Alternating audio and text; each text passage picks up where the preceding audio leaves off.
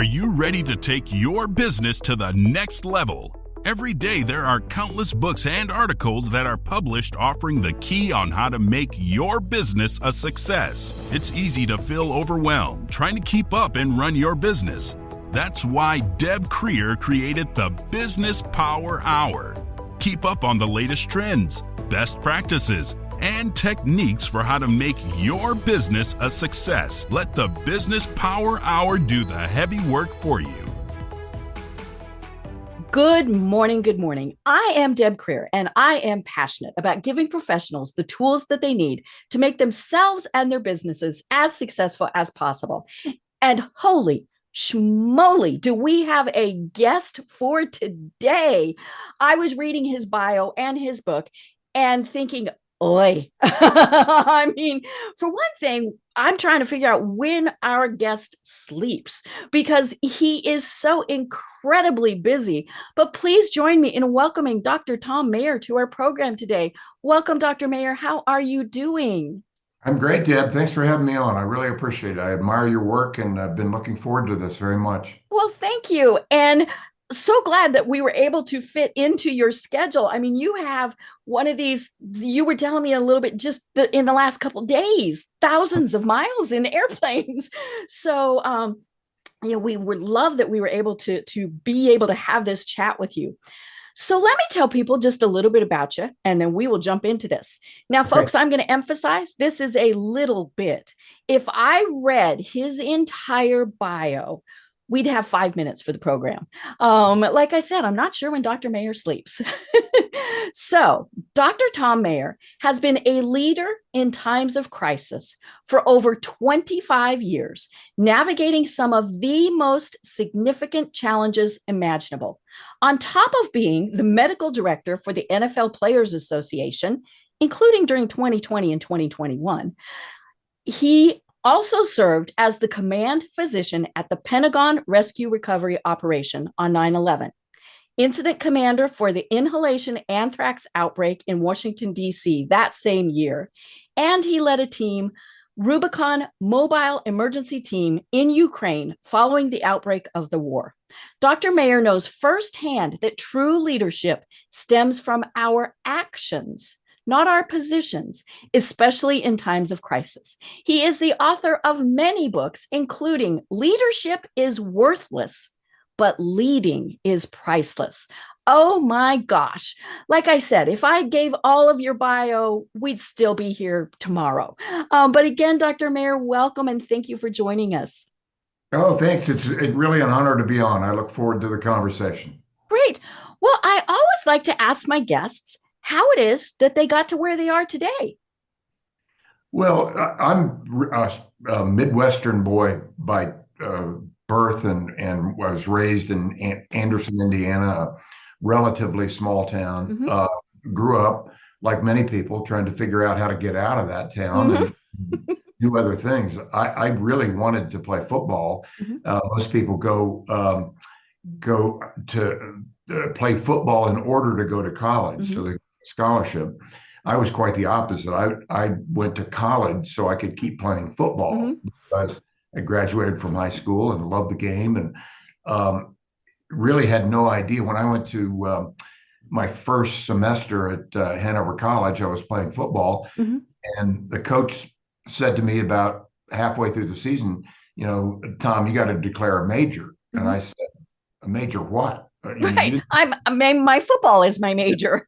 Exactly. You didn't say anything about that when you were recruiting me. So I became a theology major Mm-hmm. for both because I was always interested in how people think, what they think, how they view themselves in relation to the broader world and the broader cosmos. Mm-hmm. And bluntly, Deb, because you didn't have to take tests, you just Right. wrote papers. Mm-hmm. And that seemed to me, I was already on scholarship for football. Mm-hmm.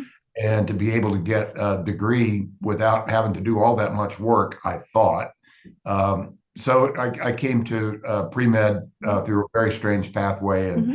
and have enjoyed every second of it Mm-hmm. since that time. I love it. And you really have had an incredible career. When I was reading through your bio, one, thing would be exemplary, but you have all of this. And but you also have a servant leadership attitude. Everything that you do is based on how can you help others, which is, of course, the tenets of being a great physician. But that also shows me that's why people go, this is why we need to work with you. Well, thank you. I really do feel like that for me, that has been the key to success. People ask me all the time. I do a lot of public speaking, and there's in the Q&A, inevitably, I'm going to be asked a couple of questions. One, who's your favorite team? And all of them. Number two, Broncos. Denver Broncos. Yeah, exactly. But I always get asked, how do I build my resume to get a job like yours as the medical director of the NFL Players Association? Right. And my answer is, I didn't get this job because Gene Upshaw, who was at that time the executive director of the NFLPA, also arguably the best left guard in history, a member of the Hall of Fame, but he was also my best friend. So on August 1st, 2001, when Corey Stringer died, Gene made one phone call to me and said, Doc, you got to step up to the plate. He didn't ask. Gene didn't ask. You went, yes, sir. Yes, sir.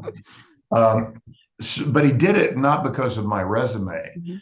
In 2001, you couldn't, at least I don't think, you could go online and just sort out a whole bunch of resumes real fast. Let me call Thom Mayer and ask him. He did it because he trusted me. And he trusted me because his son and my son were best friends. They played together. They went to school together. They played football together, played lacrosse together. And so my answer when people say, how do I build my resume to get a job like yours is don't build resumes, build relationships. Right. Build relationships. I sleep very well, if not long, but if I ever have insomnia, I just grab a file of resumes and start reading them, and I go sound asleep. Oh boy, I can't even keep up. They're boring. Bleh. It's always the relationship, I think, that matters. And so when I interview somebody, I always say, tell me about yourself. And if they start launching off on, I did this project and I did that project, then, I'm not all that engaged. If they say, hey, I burn with passion for this, I love this, I'm less interested in, what keeps you up at night. That's not the right question to me. It's what gets you up in the morning, what makes you smile and jump up and say, let's go. So in my case, and I think in the case of all great leaders, not that I'm a great leader, but it's always about helping other people. It's always about saying, what can I do to be of help to others? I love that. Now, the tenet in your book is that leadership is worthless. That's why it's in the title. But leading is what's important. So talk to us about those two different terms and why they are so very different. Yeah, I didn't set out to write a book, and certainly not necessarily one with that title. But the lived experience that I'd had over the course of a long time, being asked to, as you graciously said, lead in times of crisis. And folks said, you've got to step up and capture this because, there's you of all people know, there's over 60,000 books on Amazon alone with leadership in their title. Right. We've had quite a few of them on this podcast. No, sure. And my point is that leadership is worthless because it's just words. Right. It's just what you say. It's just talk. Talk is cheap, as the saying is. But leading is priceless precisely because it's what you do all day, every day. Right. That leads you to an important corollary. And that corollary is that everyone is a leader already. Don't aspire to be a leader. You accept and embrace the fact that you are a leader and then inspire others to lead their lives, no matter what it is they're doing.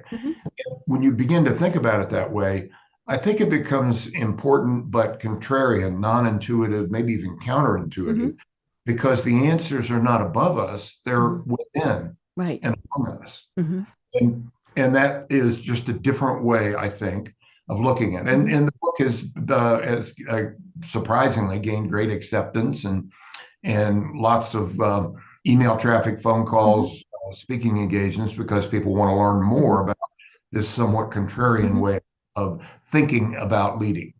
Right. Yeah. And one of the things that I was thinking about when I was reading your book is when people use it as a title, as in, I am a leader, bleh, right? I mean, that's like when, when you self-anoint yourself, that's always questionable, right? But I remember years ago, I went to a business conference, and the guest speaker said, and I mean, this was probably 30 years ago. She said, people do not care in the slightest about your title. Introducing yourself and saying, I'm the president, I'm the founder, I'm the whatever, they don't care. What they want to know is, what can you do? And more importantly, what can you do to help them? And so, when people have got to get out of this, I want to be a leader. And as you say in your book, you just are. Yeah, I think that's a critical distinction in terms of how you look at things. I talk often about, in capitals, the boss. Yep. Now, the boss is that self-anointed person that you talk about, that is quite convinced that he's the most important person in the room. But the leader is someone who knows that her job is to make sure that everyone else in the room thinks they're the most important person in the room. And they are. And they are. And when the phone rings and I look down, if I don't know who it is, when I pick it up, I always say exactly the same thing. This is Dr. Mayer. The answer is yes. Now let's figure out what the question is. And this happened as the book was getting ready to go to print. I got a 919 number. That's a North Carolina number. I went to medical school in North Carolina. And it was a 919 number, but I didn't recognize it. And I answered exactly that way. And it was quiet on the other end. I thought maybe it was a wrong number or something. And then I heard this voice say, "Doc, this is Coach K. I've read yeah. And I'm going to write a marketing quote for you. I really, really like it a lot." And he said, "By the way, I've never heard anyone answer the phone that way. But why not, answer the phone and treat people the way you want them to think about you," which is my case.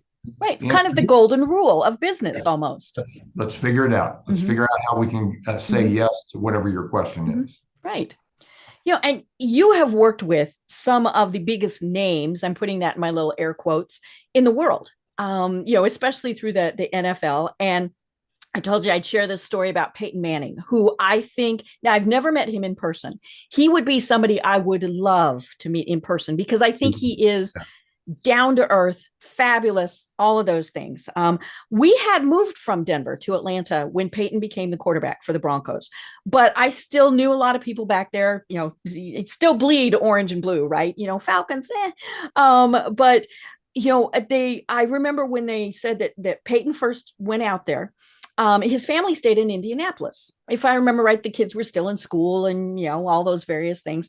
And so he actually lived at Dove Valley at the Broncos headquarters. They kind of made him a little studio apartment there, and he was there. But he had asked them to make a notebook that had basically a little dossier on every single employee, from janitors up to Pat Bolin. And he wanted picture, he wanted family, he wanted all of this because he said, I want to be able to talk to them when I see them in the hall. And he said, sometimes they're the people, the people who others might ignore are the people who are going to have that key play or that great thought of the day or all of those things.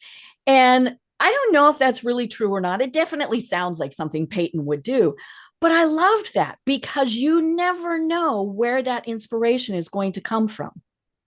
Well, first of all, Peyton is one of the kindest people I've met. Well, the big secret about these big, tough NFL players is that they're extremely kind. They're extremely thoughtful. They wouldn't be where they were if they weren't, right? Well, exactly. And they're often, and I say this, Peyton has heard me say it before, he's actually very shy. And he the seems first like time that. the first time my wife met him was at one of the Super Bowls and at the commissioner's party. And I walked up and, he said, "Hey, Doc, how you doing?" And I said, "This is my wife, Maureen." And he looks down. People forget he's 6'6". He's a big dude. He looks down and the softest voice says to Maureen, "Hi, I'm Peyton Manning." I'm like, "Oh, really?" Yeah. Everyone in the room knows you're Peyton Manning. That's the kind of guy that he is. And he's always been that way. I had a friend from high school whose grandson developed leukemia, and a huge Peyton Manning fan from when he was with the Colts. And I never asked the players to sign anything, anything like that. But in this case, I reached out and Peyton instantly said, "Of course." Signed a jersey, personalized to Will, that's just the way he is. And I will tell you that in the Broncos locker room, we do a lot of training camp visits.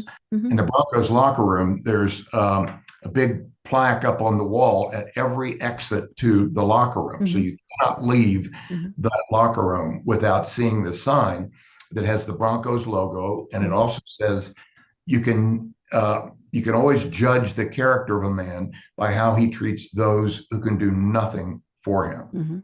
And the players, most of them, you touch it as they go out the door. Well, as you know, that's Goethe. I mean, that's a German philosopher.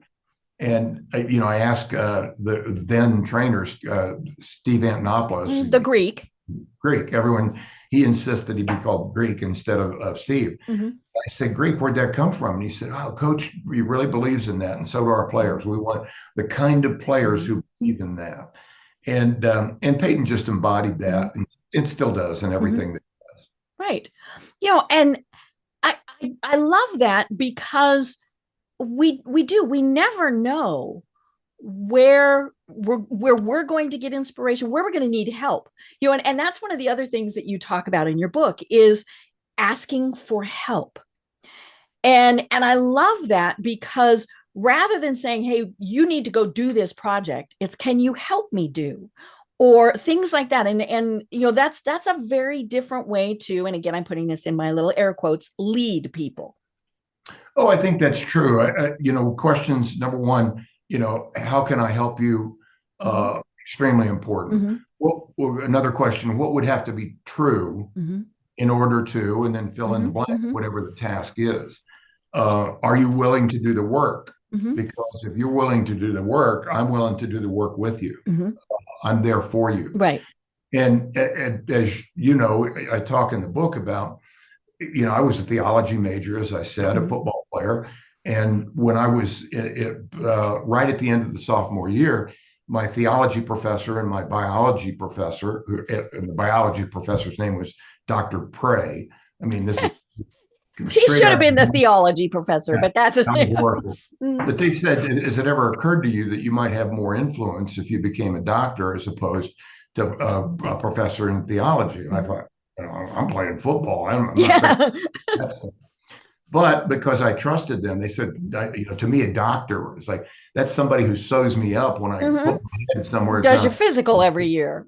Yeah, puts his finger somewhere where I didn't want it to be and says, "Turn your head and cough." I mean, sure, I want to do that. Yeah. I trusted these guys, so I went along. So when I was a junior, I was taking freshman level pre-med courses. All the other students in the class were freshmen. Here was this, football playing linebacker in their class. And the first one I took was Chemistry 101, taught by Dr. Keith White. Dr. White was the chairman of the department. I went to Hanover College, and they demanded that the introductory level courses be taught by the chairs of the department. Okay.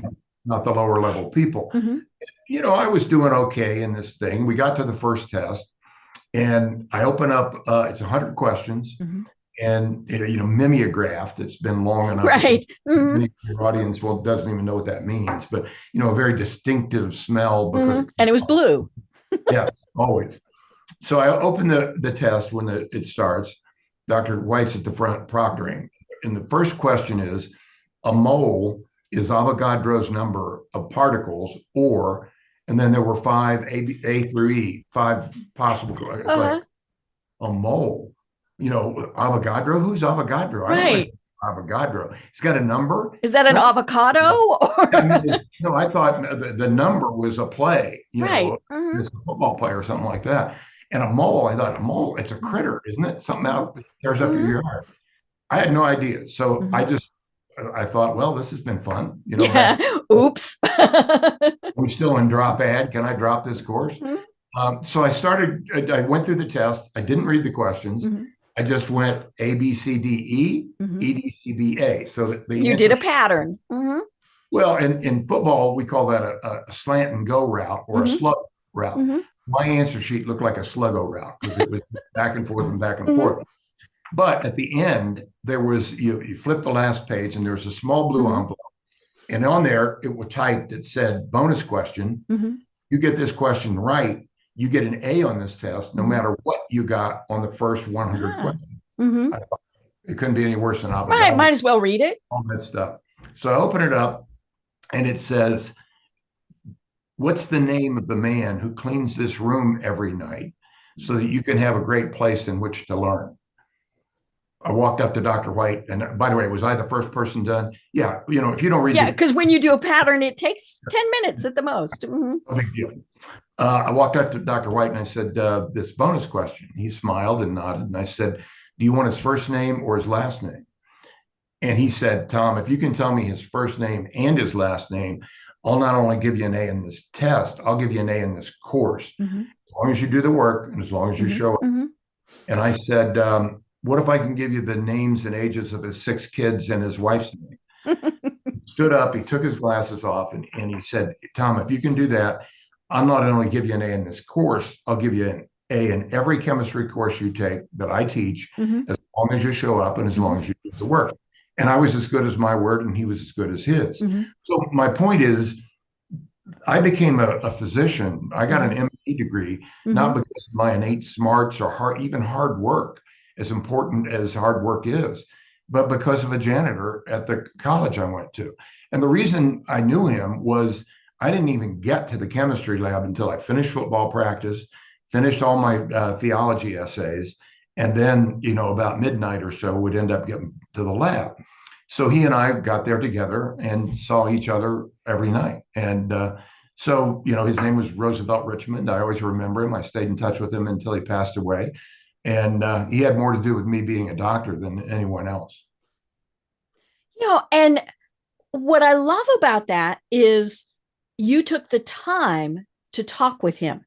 He wasn't just a janitor, right? Because so many people, when we look at someone who has that type of role, we don't even see him as people. And you saw him as an equal. And I think that was what was so important.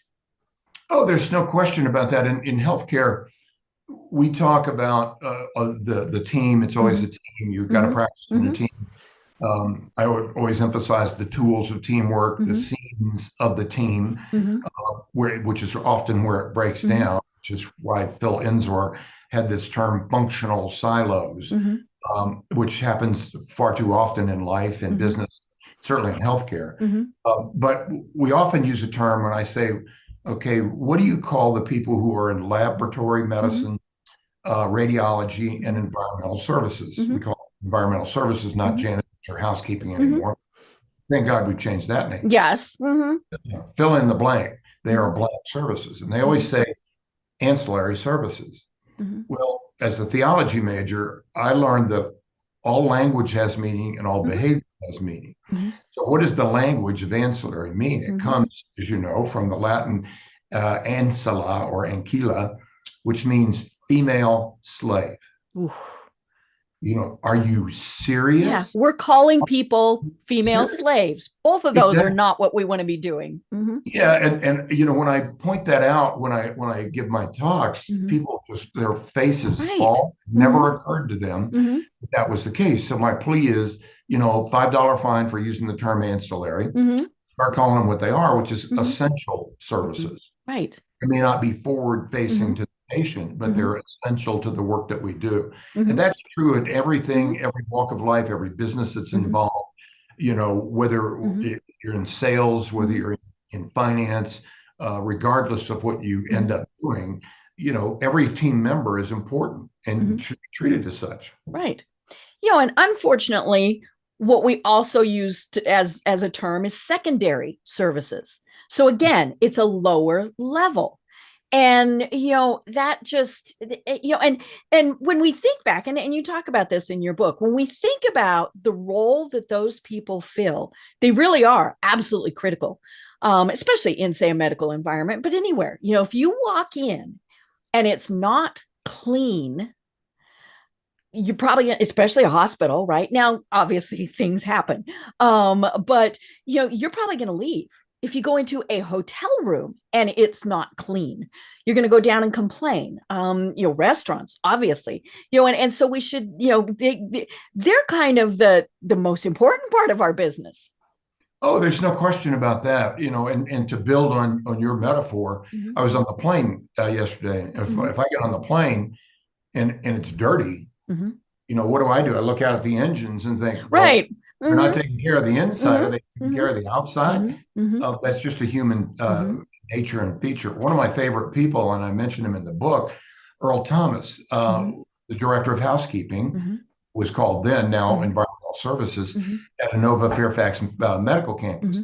Wonderful, wonderful, soft-spoken man, nicest guy I've ever met, but very, very wise. And I had this conversation with Earl about, it's important to us to be able to recognize those folks and that are really the first thing you see, which is the physical environment when you walk in, and how important it is to recognize people.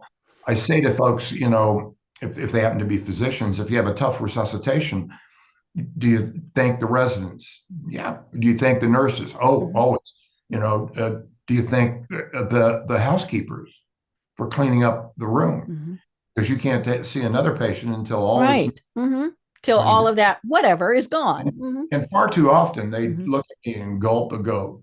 I never thought of that. Or worse, they say why. Exactly. And so I always encourage people to do an exercise I call love, hate, and tolerate. And that is to take the time to personally reflect. What is it you love about your job? What is it you hate about your job? And what is it you tolerate about your job?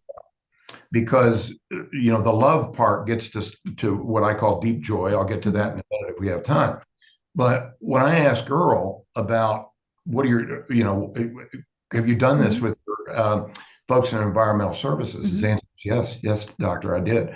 And he never called me Tom. It was always doctor. And I finally got him to shorten it to doc, which to me is a term of hopefully affection.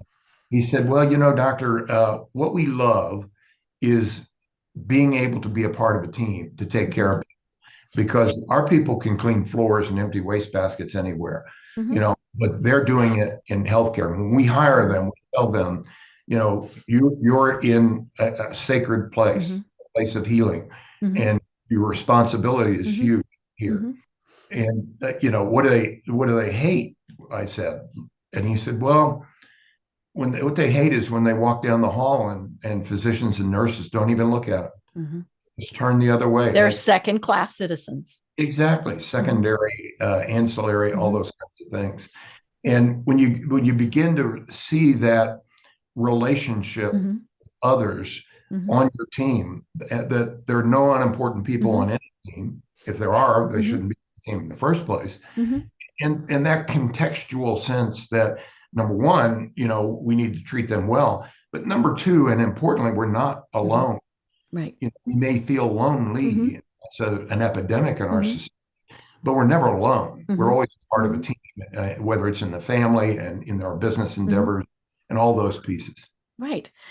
And it's not difficult to make eye contact, to smile, to say hi, even if you're having a bad day. Maybe they're going to pick you up. But yeah, sometimes just that simple eye contact and a smile. We've all heard sometimes you might be the only person who smiled at them all day. Well, that's sad for one thing, but why not do that? I remember one time when I was, and people who've listened to my program for a while know that I've had some medical challenges, and was in the hospital for a good chunk of time. And, one of my lovely medical people came and went, and I loved all my staff. But I got the disapproving mother look from my mother when they left. And I went, what? And she said, you did not say thank you. And I was like, mom, I'm, focusing on other things. But she was right, because, and even when you're feeling lousy, when, all these various things, and even when they have done things that might have not been pleasant, we can still say thank you. Thank them for doing their job. And I don't care whatever it is, thank them. Thank the person at Starbucks. Thank, whoever it is. Just say thank you. Well, thank you. I couldn't agree more. Number one. Number two, thank yous are infectious. Mm-hmm. They're more infectious than Yep. the coronavirus. Mm-hmm. Because when you say thank you, people say thank you back. Mm-hmm. When I walk in to see a patient in the emergency Mm-hmm. department, I always say to them, I'm sorry this happened. Mm-hmm. No one wants to go to the Right. Mm-hmm. you know that. But I'm glad I'm going to be here to be your doctor. Thank you for coming to see us. Mm-hmm. And I always say, make the patient a part of the team. Mm-hmm. And, I ask people, do you do that in your practice, in your Mm-hmm. medical institution, even if it's a Mecca medical Mm-hmm. center? And of course, they always say yes. And my follow-up question, the power question is, what if I ask the patient? Are they going to feel like they're made a part of the team? Right. And that starts with second you walk in the room, I'm Dr. Mayer. I'm working with Bonnie. She's your nurse today. We, not I, are leading a team of people, but you are the most important person on this team. Your questions, they matter to us. You talk to one of us, you're talking to all of us. And I always end by saying, if there's no you, there's no us. And they, like you just did, they always smile. You have to stop and think about it. And then you go, oh, yeah. Yeah. And so the habits, and that's true no matter what business you're in terms of, are you going to have a transactional conversation or are you going to have a relational conversation? Hey, I got your first quarter earnings report back. Good news. You're up 10%. We targeted 7. We got, well, it's good news, but why not? Hey, Tom. Hey, Doc. How you doing? You got time for this? Is this a good time or a bad time? Whenever I call someone on the phone, they pick up, and it wasn't expected. In other words, I'm calling them over the transit, even if it's a good friend. I say, is this a good time or a bad time? Because it might not be a good time, right? For a variety of reasons. Yeah, and when you tap into that, I will say, Maureen, my beautiful and brilliant wife, and I had 3 boys, now young men. But when they were younger and I was in town, because as you said, I have to travel a lot. But when I was in town, I'd drive them to school in my truck and drop them off because they all went to the same school. And I always said precisely the same thing to them. One more step in the journey of discovering where your deep joy intersects the world's deep needs. I swear I said this to them. They prefer to take the bus. They rolled their eyes. Dad. No, what they don't want to do. Well, I'll take the bus, Dad. Go on a long business trip because I don't want to hear that. But the point, of course, is you have to start with your deep joy, not the world's deep needs. World's deep needs, no matter what business or what event in life, walk of life you're in, are infinite. There's no bottom to that well of deep needs.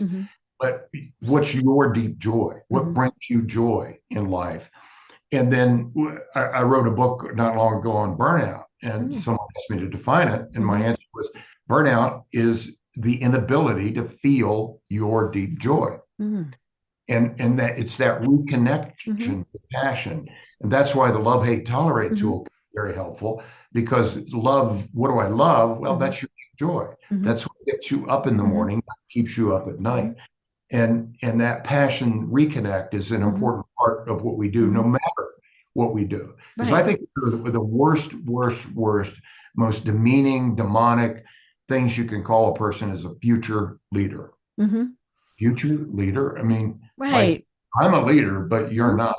You're a leader, but you have to learn from me. Exactly. And that's the boss type of feeling.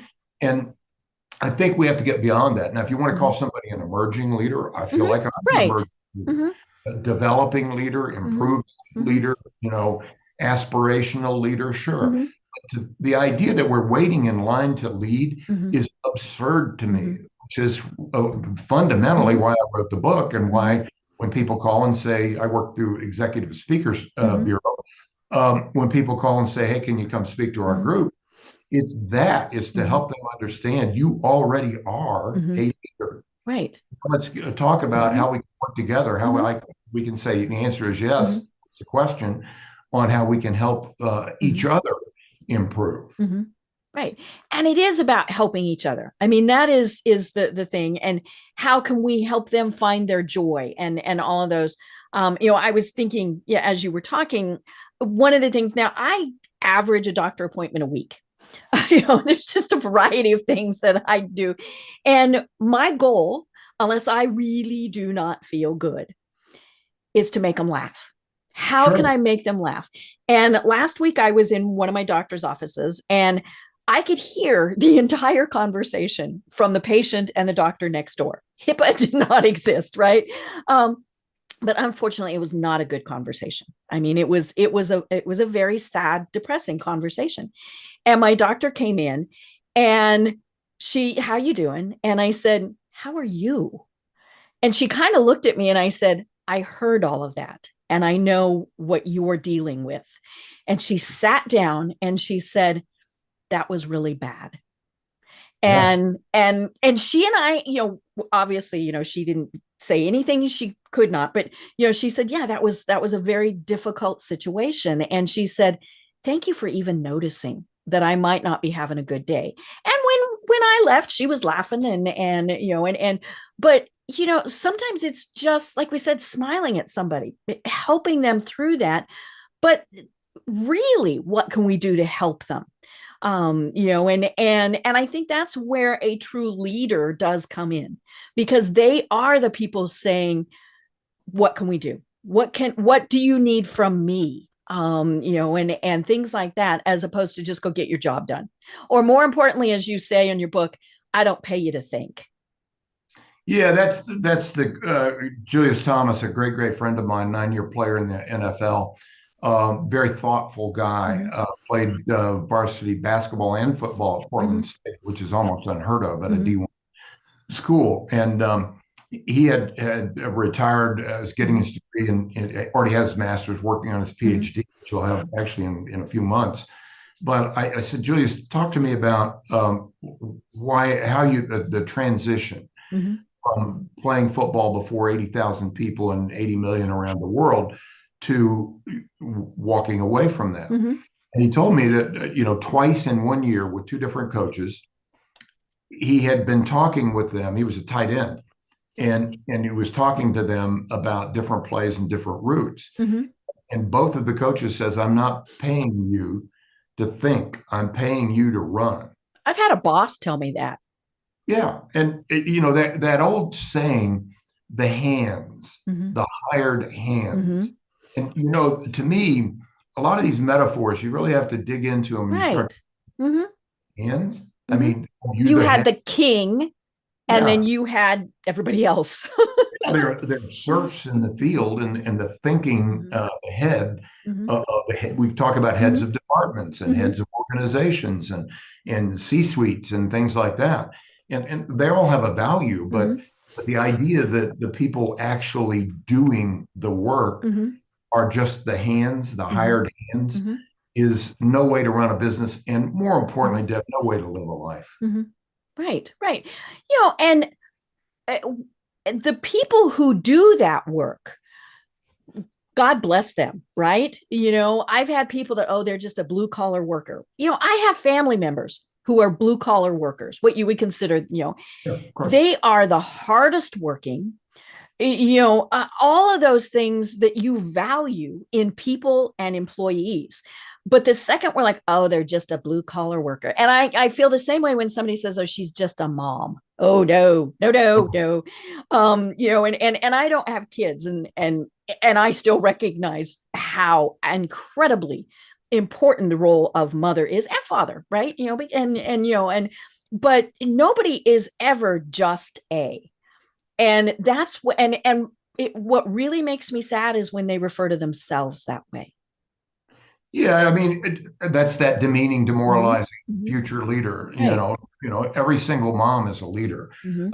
She's the CEO of that Oh family, yeah. of Mhm. that group, of that team of Mhm. people with responsibilities Mhm. and things that have to be done, and Mhm. motivating others to feel the same way. I mean, Mhm. my father was a blue collar worker, and had his own service stations, auto Mhm. mechanic shop, and that kind of stuff. Some of the best wisdom I ever I was got. going to say probably one of the smartest people you knew. No question. And Mhm. World War II veteran, Mhm. Patton's Third Army, those are the people that Mhm. you really learn Mhm. from. And the importance of that it cannot be overestimated, Mhm. because once you begin to think that way, as you know, Mhm. there's several things, contrarian thoughts in Mhm. the book. One is it's not the C-suite that matters, it's the we suite. Mhm. And what do I mean by that? I mean, nothing against the C-suite. I've been Mhm. in C-suites And all we my. have to have people in those positions. Let's be Yeah, but the honest. At role is some point, somebody has to make decisions. no, no, absolutely. But my point is that if you want to redesign a system, and we do, because we Mhm. wouldn't have burnout Mhm. the way we Mhm. do if the work we were doing was working. The way Mhm. we're working isn't working. Mhm. Now, that's true, and it is. Look at the moral Mhm. injury, burnout, all the issues that we have. Then we got to redesign the work Mhm. so that the systems and Mhm. processes are different. Mhm. I coined a term and wrote a book called hardwiring flow. Mhm. People say, well, I think if you can't summarize a book Mhm. in about 30 seconds, then go back to the drawing board Mhm. and make it simpler. Mhm. My friend Mark Verstegen, who founded Exos, the best athletes Mhm. performance training center in the world, Mhm. says simple things done savagely well. And I think that's true. Mhm. But when you begin to say, okay, what if the C-suite designs the work? Because hardwiring flow means stop doing stupid stuff, and Mhm. we do a lot of stupid stuff, Mhm. and start doing smart stuff. Mhm. So who's going to identify the stupid stuff and devise Mhm. the smart stuff? Right. Well, you can, in most organizations, they have the C-suite do that. Mhm. They don't know what the work you're doing, Mhm. even if they used to do that work. Mhm. Right. Even if they used to do that work, Mhm. if I want it done, I need to empower Mhm. the people on the front lines, all of whom are leaders, Mhm. to lead Mhm. by thinking about how the work could be done Mhm. better, and thinking about the way that we're working now isn't working, either Mhm. for ourselves or, in my case, for the patients. Mhm. If I'm in a bank, it applies just as much Mhm. to a banker. Is it Mhm. working for the customers, Mhm. and is it working for the people who take Mhm. care of the customers? Because if the answer to either is no, then it's time to hardwire flow Mhm. into the system. Mhm. And so it liberates, I think, the C-suite to do the good, hard work of Mhm. empowerment, Mhm. of finding ways to finance change, Mhm. financing, of helping the board Mhm. understand the necessity Mhm. of why we're doing what we're doing, and why we have to revamp, Mhm. why we have to go to OKRs, or however it is we're going to define Mhm. our pathway, our framework to Mhm. success. And I've had a lot of I've had some C-suite people say, "Hey, I don't like this. It's not the C-suite that Mhm. matters; it's the we-suite." But I've had a lot more come to me later, months, even years later, Mhm. and say, that's one of the most helpful things I've ever heard, Mhm. because you help me realize I don't have to be depressed about having to figure Mhm. everything out. I have to be, transformational Mhm. in the way I lead others, Mhm. as opposed to transactional about Mhm. the way I lead others. Right. And it's to corollaries. It's not the words on the walls Mhm. that matter. It's the happenings in the Mhm. halls. Mhm. I do some on-site consulting, and people will say, we're going to send you our mission, vision, and values. We're going to send you, and it's great. I love it. Mhm. Yeah. It's a starting place. Yeah, and my answer is, give me 5 minutes Mhm. in your facility, Mhm. watching your team's Mhm. work and interacting with the customer. Mhm. I'll tell you what your Mhm. mission is. Yep. I'll tell you what your Mhm. values Mhm. are by looking, because Mhm. I have to look up on the wall to remind Mhm. me what I'm supposed to do for Mhm. this patient or this customer. Something's wrong. Mhm. Something's fundamentally Mhm. wrong. And so I think it's just a different way of beginning Mhm. to think about the same terms, Mhm. but in a way that liberates and transforms. Mhm. Um, Accountability is Mhm. a classic example. Mhm. We are going to establish accountability in this organization. Mhm. That's the CEO, the boss. Right. In other Well, words, it ain't my fault. yeah, and we're going to hold you accountable. You Mhm. know, you guys have been messing up. You haven't been Mhm. running the right plays, or you haven't been Mhm. running plays in the way they should have been run, Mhm. for a football metaphor. And and we have to transform that, I think, to mutual Mhm. accountability, to Right. team Mhm. accountability. Mhm. Because you know, a question I always pose to my audiences is accountability, establishing, demanding, monitoring Mhm. accountability consistent with compassion. Mhm. Well, compassion, as you know, the term, I love etymology, the derivation of Mhm. word compassion, to walk with, to Ah. be with, to Mhm. feel the passion of Mhm. others, positive and negative. Mhm. And, and so when you establish mutual Mhm. accountability and say, we're going to hold each other accountable, Mhm. I want you, Mhm. the C-suite, to hold me, the Mhm. C-suite, accountable for Mhm. my part in this Mhm. equation. Then it's the most compassionate Mhm. thing you can possibly do. Right. Uh, but it takes a Mhm. redefinition and Mhm. a rethinking Mhm. of common terms Mhm. that had pejorative meanings. Right. Yeah. And, and speaking of that, I think a lot of times we think of accountability as a negative.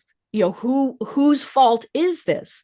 Well, why can't it be who gets the credit in a positive way for this? Who do we need to praise for doing this? And that does kind of go along with one of the things that you talk about in your book is that how much we absolutely positively have to learn from our failures. Well, I think I learned from a lot of people, including my father, but also the great Abby Wambach, one of the great soccer players of all time. Mhm. She and I spoke together on a couple of different occasions, and I know you've heard, but if your Mhm. audience hasn't heard her great commencement speech at Barnard Mhm. College, do it. It's 20 Mhm. minutes of Mhm. pure wisdom. Mhm. But one of the things she talks about is making failure your fuel. Mhm. And we have to do that. We can't Mhm. look at it as a failure, you know, we resent failure. Mhm. Well, you know, the great Nelson Mandela said resentment is like Mhm. drinking poison and hoping it's going to kill your enemy. Right. That's crazy. It Mhm. doesn't make any sense Mhm. whatsoever. My guys in the NFL, 2,500 players in the NFL, I'm responsible for their health and Mhm. safety, but they spend 3 to 5 times more time breaking down film, Mhm. watching their mistakes, Right. seeing how they can How do improve. we fix this? Yeah, Mhm. as opposed to being either in the weight Mhm. room, practice field, Mhm. or the game field. Mhm. And I think we can really learn from that. I Mhm. talk about we have to develop our failure muscles. Mhm. And one of the ways to do that is to delete but and Mhm. if only Mhm. out of our vocabularies. Mhm. And you know, I tell a story about one of my friends, and this you know, gangly, Mhm. tall, gangly kid at a small school in Louisiana is growing up and goes out for football his sophomore year, Mhm. and unfortunately, you know, breaks his leg. Mhm. Well, he could have said, "If only Mhm. I hadn't broken my leg, I would have Right. been a football Mhm. player." Next year, he comes back. This time, he's got osteomyelitis, an Mhm. infection of the bone. Mm. He said, "I would have been a great football Mhm. player, but." If only I hadn't had that. Mhm. Senior year, he comes Mhm. back, and now his labrum, hip labrum Oh. break. So he never got to play a down of high school football, but he was a good track athlete. He Mhm. got a partial scholarship, Mhm. and the coach said to him, you know, Jackie, if you will just go out for football, you don't Mhm. have to play. Just go Mhm. out. I can give you a full scholarship. Mhm. So he did. Mhm. Became an All-American, Mhm. and his name is Jackie Smith, and he's Mhm. one of only 380 men in the Pro Mhm. Football Hall of Fame in Mhm. Canton. Mhm. But Jackie never said if only Mhm. or but. And Right. I think there's lessons in that for all of Mhm. us. Mhm. You know, make failure your fuel. Right. Don't, you Right. know, Mhm. accept that it's going to Mhm. happen and embrace, Mhm. okay, how do I get better? Right.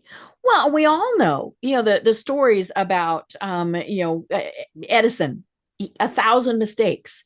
Yeah. But medical is probably one of the biggest things where, oh, that didn't work.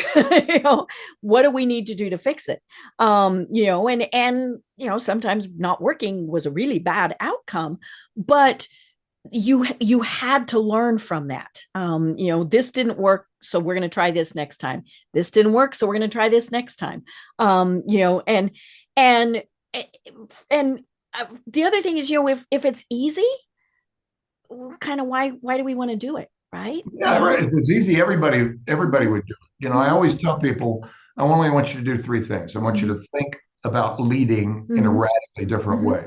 I want you to act on those thoughts within a week, because if you don't do it within a week of hearing this podcast, then you're not going to do it. Not because you're a person. If you're not going to do it within a day, even. Yeah, exactly. And then the third is to innovate. And we have to think, act, and innovate, because the way we're working isn't working, or it isn't working well enough, or it isn't working as well as it could, because we see that vision. The we suite sees that vision of how it could be better. The English playwright Samuel Beckett, Irish playwright Samuel Beckett, was very good at this. He said, ever try, ever fail. No matter, try again, fail better. And so those, Tom Peters, my good friend, always talks about fail forward faster. And so, you want to punish mediocre successes and reward excellent failures. So it's a different way of thinking about, I wake up, I'm excited to go to work, I'm following my deep joy, but I also see that life and work are iterative. They change over time. They can get better over time. I had the great pleasure, my wife and I had dinner with Sully Sullenberger, Chesley Sullenberger. The pilot. Yep. And strange circumstances at the top of the mountain in Teton Village, Wyoming. And his wife asked me, tell me about one of the fundamental principles of your leading and your speaking and your writing. And I said, well, I don't think there's any leading except in times of crisis. And she laughed and said, you two have been talking. And she looked at Sully and he smiled, another very humble man. But he said, well, she's saying that because I always say you're not really a pilot until the engines go silent. What are you until then? I said. And he said, you're just a driver, a very very well-trained driver. With a lot of really good technology. Yeah, exactly. And so I think there are parallels in terms of that. And you probably know this, but a lot of people don't. What is Sully Sullenberger's hobby? When he jumped into that aircraft leaving LaGuardia Airport and landed on the Hudson, his hobby is flying gliders. I never knew that.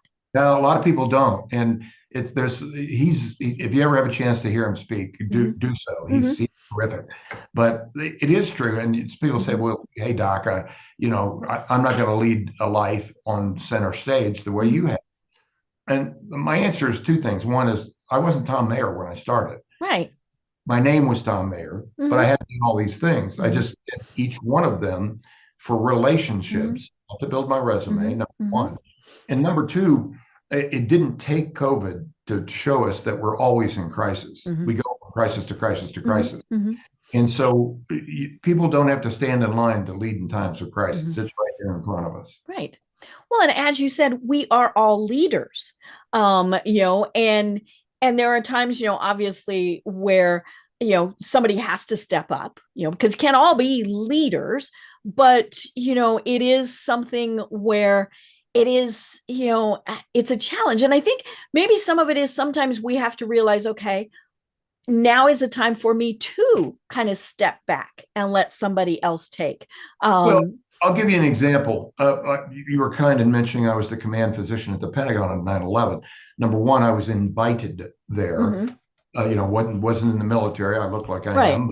Our middle son was a Marine infantry officer. Oh, bless him. To highly kinetic tours, as they say. But I was invited on site, and people say, well, tell me the most important lesson you learned at the Pentagon as a command physician. And the answer, I hope I give no offense, is stop sucking up, start sucking down. What I mean by that is when I got there, it looked like a movie set. Right. There were 5,000 of us on site there. My job was to keep them all safe and to be able to secure the building so that we could go in CBA tanks on. And Right. It was rescue mission at that point. yeah, I had literally 32 generals. I spoke to one the other day, standing behind me, all good men and women, who were saying, Doc, whatever you need, you let us know. I could have spent my time sucking up to all these generals. Right. Yes. Ooh, but I General didn't do so-and-so. that. Yeah. I mean, I had to suck down to the structural engineers, to the paramedics, firefighters, the people to who the Army really Corps knew of what was Engineers. going on. Yeah, to the FBI evidence recovery team, which is I went into the building with them. Right. And so the answers are, again, they're not above us, they're within and among us. And I can't tell you how many people have come to me later and said, I never thought of it that way. It's because of the way we're raised and this authoritarian hierarchical society that we have, and breaking down those barriers, I think, is important. Even, and I wouldn't say even, I should say especially for the C-suite, because their job changes. I don't have to have all the answers. Right. I just have the right people. I have to empower them. I have to encourage them. I have to say hi. I have to say thank you. What would have to be true for us to work together? Are you willing to do the work? Because if you're willing to do the work, I'm willing to do the work with you. Right. And of course, the best leader knows how important it is to have the best people working for them. Absolutely. And there's no exceptions to that in history. Alexander the Great, one of the greatest generals of all time, was clear that, it was his commanders, and Patton and Eisenhower and, all the great World War II generals and before and since World War II understood that. Grant understood that. It's the team you assemble and how you get the best people working with you, not for you. Right. I love it.